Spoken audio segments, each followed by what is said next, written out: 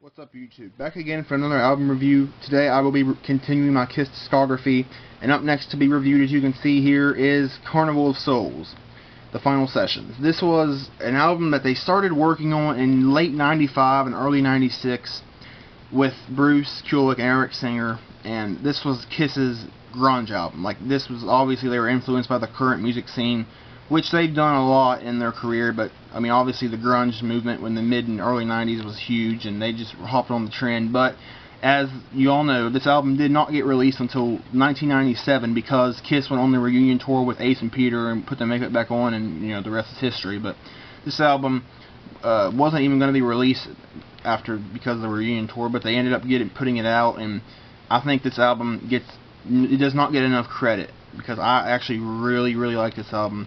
The first half of it is great. The second half of it's not that great, but I mean, the first half of this album makes it just really good, I think. So I'll go ahead and get right into the track listing here. This was released in 1997, as I said. Wasn't even going to be released because of the reunion tour, but yeah, I'm glad it was. First song listed on the back, Hate. Rain's the second song, but Hate's an awesome song. It's absolutely killer. I love this song. It's so heavy. I love the riff. The guitar solo is really good. This is, like I said, Kiss, very grungy, heavy metal-like album, and I love it to death. Hate's awesome song. Then we have the next song is Rain. This is an awesome song as well. Paul sounds absolutely great on this song and this album, and Rain's kick-ass song. So heavy. I love it to death. Really good song.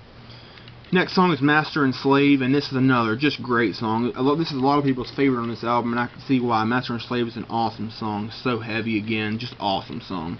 That's all I can say about it. It's so killer. Love that. Love Master and Slave. Then the next song is Childhood's End. Really good song. Really good Gene song. I love the lyrics. It's a really catchier song, and I love Childhood's End. It's a really good song. One of my favorite Kiss songs, and one of the best on the album for sure. Then we have the fifth song, I Will Be There, and this is just an awesome ballad. It's very moody, very eerie kind of ballad. It's Paul wrote it for his son, and this is just an awesome song. I love I Will Be There. One of my favorite Kiss songs of all time. One of the best ballads, probably the most underrated ballad Paul ever wrote. So I Will Be There is just awesome. I love it.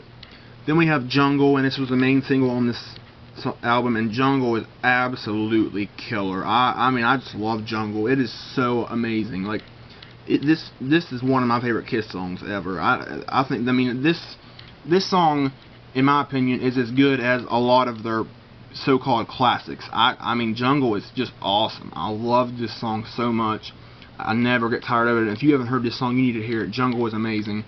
The main single on the album, and this is my favorite song on the album. So Jungle is just killer. Then we have In My Head, and this song's okay. This is when the album starts kind of going downhill, but In My Head's okay.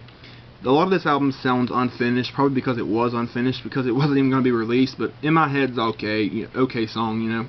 Not bad, but not one I would recommend necessarily either.